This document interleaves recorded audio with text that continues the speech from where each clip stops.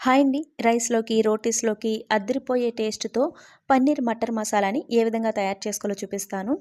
దీనికోసం పన్నీర్‌ని ఈ విధంగా క్యూబ్స్ లాగా కట్ చేసి ఆయిల్‌లో లైట్‌గా ఫ్రై చేసి పక్కన పెట్టుకోండి. ఇప్పుడు మసాలా కోసం చెక్క, లవంగాలు, కొంచెం జీలకర్ర, ఒక 2 ఆనియన్స్, ఒక 2 టమాటాలు, అల్లం, వెల్లుల్లి, జీడిపప్పు, కొంచెం గసగసాలు వీటన్నింటిని ఆయిల్‌లో ఫ్రై చేసి మిక్సీ పట్టి పక్కన పెట్టుకోండి.